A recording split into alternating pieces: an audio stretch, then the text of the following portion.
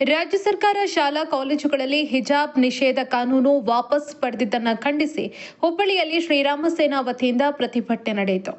ಶ್ರೀರಾಮ ಸೇನಾ ರಾಷ್ಟ್ರೀಯ ಅಧ್ಯಕ್ಷ ಪ್ರಮೋದ್ ಮುತಾಲಿಕ್ ಅವರ ನೇತೃತ್ವದಲ್ಲಿ ನಡೆದ ಹೋರಾಟದಲ್ಲಿ ಸರ್ಕಾರದ ವಿರುದ್ಧ ಪ್ರತಿಭಟನಾ ನಿರತರು ಆಕ್ರೋಶವನ್ನು ವ್ಯಕ್ತಪಡಿಸಿದರು. ನಗರದ ಸಂಗೊಳ್ಳಿ ರಾಯಣ್ಣ ವೃತ್ತದಲ್ಲಿ ಸಿಎಂ ಹಾಗೂ ಡಿಸಿಎಂ ಅವರ ಭಾವಚಿತ್ರವನ್ನು ಸುಟ್ಟು ಪ್ರತಿಭಟನೆ ನಡೆಸಿ ಆಕ್ರೋಶವನ್ನು ಹೊರಹಾಕಿದ್ರು. ಹಿಜಾಬ್ ನಿಷೇಧ ಕಾನೂನು ವಾಪಸ್ ಪಡೆದಿದ್ದು ಖಂಡನೀಯ. ಅವರು ಹಿಜಾಬ್ ಹಾಕಿದ್ರೆ ನಾವು ಕೇಸರಿ ಶಾಲ್ ಹಾಕ್ತೀವಿ ಅಂತ ಆಕ್ರೋಶವನ್ನ ಹೊರಹಾಕಿದ್ರು.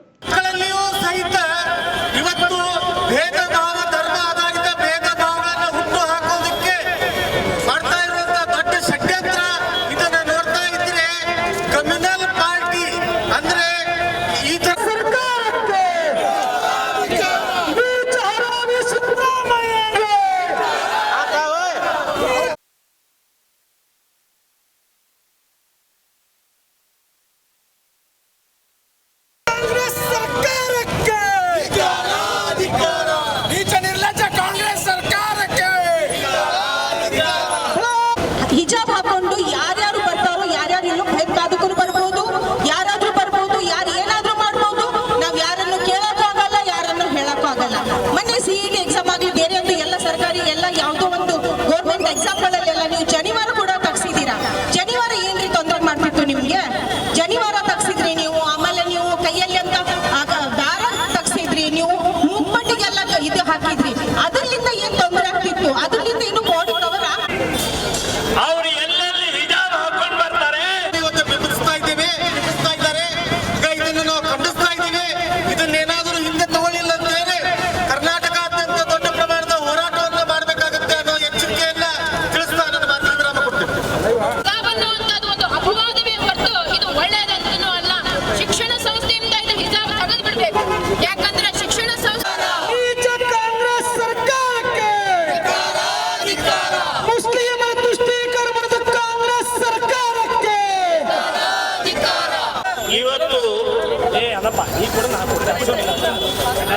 ಮುಸ್ಲಿಂ ತುಷ್ಟೀಕರಣ ಎಲ್ಲಿವರೆಗೆ ಬಂದಿದೆ ಇಸ್ಲಾಂ ಹಿಂದೂ ಅಂತಂದ್ರೆ, ಮೊನ್ನೆ ದಾವಣಗೆರೆಯಲ್ಲಿ ನಡೆದಂತಹ ಘಟನೆ ಹಿನ್ನೆಲೆಯಲ್ಲಿ ಇವತ್ತು ಕಾಂಗ್ರೆಸ್ ಸರ್ಕಾರ ಮುಸ್ಲಿಮರಿಗೆ ಬಗ್ಗುತ್ತಾ ಇದೆ, ಮುಸ್ಲಿಮರಿಗೆ ಪ್ಲೀಸ್ ಮಾಡ್ತಾ ಇದೆ. 600 ಕೋಟಿ ರೂಪಾಯಿ ಮುಸ್ಲಿಮರ ಅಭಿವೃದ್ಧಿಗೆ ಡಿಕ್ಲೇರ್ ಮಾಡಿದ್ರು. ಯಾರಪ್ಪನ ದುಡ್ಡು? ಮುಸ್ಲಿಮರಿಗೆ ಅಂತ ಅನ್ನುವಂಥದ್ದು ಯಾವ ನೀತಿ ಎಲ್ಲಿ ಹೇಳುತ್ತೆ? ಸಮಾನತೆ, ಏಕತೆ, ಸೆಕ್ಯುಲರ್ ಅಂತ ಹೇಳುವಂತವ್ರು ನೀವು ಇವತ್ತು ಬರೇ ಮುಸ್ಲಿಮರಿಗೆ 600 ಕೋಟಿ ಇವತ್ತು ನೀವು ಡಿಕ್ಲೇರ್ ಮಾಡಿದ್ರಿ. ಈಗ ಇದು ಎರಡನೇದು ಹಿಜಾಬ್ ಹಾಕೊಂಡಿದ್ದ ವ್ಯಕ್ತಿಯ ಗುರುತು ಸಿಗುತ್ತೆ. ಇವಳು ಮುಸ್ಲಿಂ ಅಂತ ಗೊತ್ತಾಗತ್ತೆ. ಸೊ ಗಲಭೆಗೆ ಕಾರಣ ಆಗತ್ತೆ, ಭೇದಕ್ಕೆ ಕಾರಣ ಆಗತ್ತೆ, ಒಡಕು ಸಮಾನತೆ ಬರೋದಿಲ್ಲ ಇದರಲ್ಲಿ.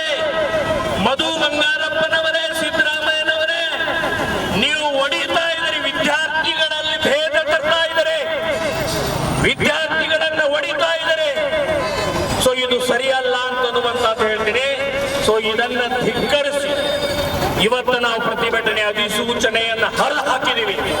ಕೋರ್ಟ್ಗೆ ಹೋಗ್ತೀವಿ, ಕಂಟೆಂಟ್ ದೃಷ್ಟಿಯಿಂದಲೂ ಕೂಡ ಹೋಗ್ತೀವಿ ಅನ್ನುವಂತ ಈ ಸಂದರ್ಭದಲ್ಲಿ ಹೇಳಿ, ಇವತ್ತು ಎಲ್ಲ ಹಿಂದೂ ಸಂಘಟನೆಗಳ ಜೊತೆಗೆ DSS ಇರಬಹುದು, ಎಲ್ಲ ಸಂಘಟನೆಗಳ ಒಕ್ಕೂಟದಿಂದ ಈ ಪ್ರತಿಭಟನೆಯನ್ನ ಇಡೀ ರಾಜ್ಯಾದ್ಯಂತ ಎಲ್ಲ DC ಆಫೀಸ್ಗಳಿಗೆ ಇವತ್ತು ನಾವು ಪ್ರತಿಭಟನೆಯನ್ನು ಮಾಡ್ತಾ ಇದ್ದೀವಿ. ಮೇಲು ಕೀಳು, ಹಿಂದೂ ಮುಸ್ಲಿಂ ಕ್ರಿಶ್ಚಿಯನ್ ಅನ್ನುವಂತ ಭೇದ ಭಾವ ಇಲ್ಲದಂತ ಆ ವಿದ್ಯಾರ್ಥಿಗಳಲ್ಲಿ ಹಿಜಾಬ್ ಅನ್ನು ಧರಿಸಿ ಒಡಕನ್ನ ನಿರ್ಮಾಣ ಮಾಡ್ತಾ ಇದ್ದಾರೆ, ಭೇದನ್ನ ನಿರ್ಮಾಣ ಮಾಡ್ತಾ ಇದ್ದಾರೆ. ಮುಸ್ಲಿಮರ ದೃಷ್ಟಿಗಣ ಮಾಡುತ್ತಿರುವ ನೀಚ ಸರ್ಕಾರಕ್ಕೆ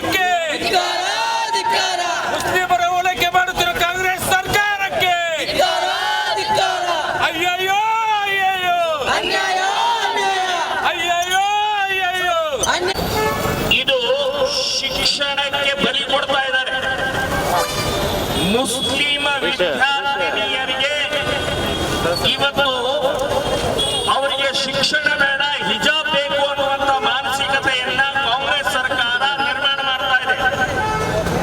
ಮಕ್ಕಳಿಗೆ ಕೊಡಬೇಕು ಅನ್ನೋ ಒಂದು ಉದ್ದೇಶದಿಂದ ಸಮವಸ್ತ್ರವನ್ನ ನೀಡಿದ್ರು.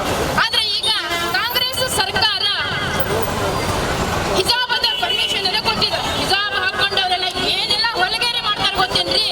ಆ ಹಿಜಾಬನ್ನ ಹಾಕೊಂಡು ರದ್ದು ಮಾಡಿ ಹೊಸ ಅಧಿಸೂಚನೆಯನ್ನ ಹೊರಡಿಸಿದ್ದಾರೆ. ಮೊದಲನೇದಾಗಿ ಆ ಅಧಿಸೂಚನೆಯನ್ನ ಹರಿದು ಹಾಕಿ ನಾವು ಪ್ರತಿಭಟನೆಯನ್ನ ಮಾಡ್ತಾ ಇದ್ದೀವಿ.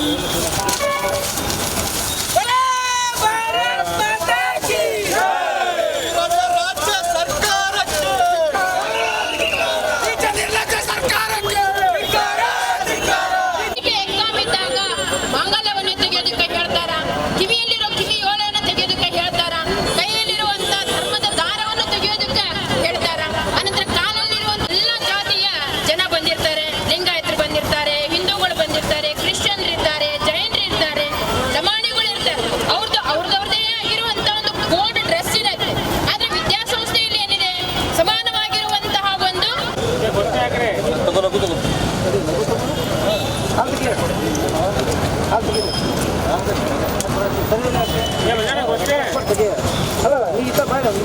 ಎಲ್ಲರಿಗೂ ನಮಸ್ಕಾರ. ಕರ್ನಾಟಕ ಕಾಂಗ್ರೆಸ್ ಸರ್ಕಾರ ಮುಸ್ಲಿಂ ತುಷ್ಟೀಕರಣ, ಮುಸ್ಲಿಮರ ಒಂದು ವೋಟ್ ಬ್ಯಾಂಕ್ಗೋಸ್ಕರ ಕೈ ಹಾಕಿ ವಿದ್ಯಾರ್ಥಿಗಳ ವಿದ್ಯಾರ್ಜನೆಯನ್ನು ಹಾಳು ಮಾಡ್ತಾ ಇದ್ದಾರೆ. ವಿದ್ಯಾರ್ಥಿಗಳ ಸಮಾನತೆಯನ್ನು ಹಾಳು ಮಾಡ್ತಾ ಇದ್ದಾರೆ. ವಿದ್ಯಾರ್ಥಿಗಳಲ್ಲಿ ವಿಷಬೀಜವನ್ನು ಬಿತ್ತುವಂತ ಪ್ರಕ್ರಿಯೆ ಮಾಡ್ತಾ ಇದ್ದಾರೆ ಹಿಜಾಬಿಗೆ ಅವಕಾಶ ಕೊಟ್ಟು. ಸೊ ಹಿಜಾಬ್ ಐಡೆಂಟಿಟಿ, ಅದು ಹಿಜಾಬ್ ಹಾಕೊಂಡ ತಕ್ಷಣ ಗೊತ್ತಾಗತ್ತೆ ಮುಸ್ಲಿಂ ಹುಡುಗಿ ಅಂತ ಗೊತ್ತಾಗತ್ತೆ ರೀ. ನಿಮಗೆ ಮಧು ಬಂಗಾರಪ್ಪನವ್ರು ನಿಮ್ಗೆ ಗೊತ್ತಾಗುದಿಲ್ವಾ? ಸೊ ಭೇದವನ್ನ ನಿರ್ಮಾಣ ಮಾಡ್ತಾ ಇದ್ದಾರೆ, ಗಲಭೆಗೆ ಅವಕಾಶ ಮಾಡಿಕೊಡ್ತಾ ಇದ್ದಾರೆ, ಸಂಘರ್ಷಕ್ಕೆ ಅವಕಾಶ ಮಾಡಿಕೊಡ್ತಾ ಇದ್ರೆ ಇದು ತಪ್ಪು.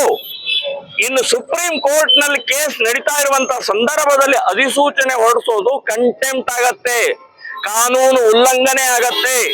ಇದರ ವಿರುದ್ಧವೂ ಹೋರಾಟ ಮಾಡ್ತೀವಿ. ಇನ್ನೊಮ್ಮೆ PIL ಕರ್ನಾಟಕದ ಹೈಕೋರ್ಟ್ ನಲ್ಲಿ ಹಾಕಿ ರದ್ದು ಮಾಡಿಸ್ತೀವಿ ಅಂತನ್ನುವಂಥದ್ದು ಹೇಳ್ತಾ ಇದ್ದೀನಿ. ಒಂದು ಕೋರ್ಟಿನ ಮೂಲಕ ಹೋರಾಟ, ಇನ್ನೊಂದು ಇಡೀ ರಾಜ್ಯಾದ್ಯಂತ ಇದರ ವಿರುದ್ಧ ವಿದ್ಯಾರ್ಥಿಗಳಿಗೆ, ನಾನು ಹಿಂದೂ ವಿದ್ಯಾರ್ಥಿಗಳಿಗೆ ಹೇಳ್ತಾ ಇದ್ದೀನಿ, ಕೇಸರಿ ಶಾಲ್ ಹಾಕೊಂಡು ಹೋಗ್ಬೇಕು, ನಾವು ನಿಮ್ಮ ಜೊತೆಗಿದ್ದೀವಿ, ಯಾವ ತಾಕತ್ತು ತಡೆಯತ್ತೆ ನೋಡೋಣ ಅಂತನ್ನುವಂಥದ್ದು ಹೇಳ್ತಾ ಇದ್ದೀನಿ.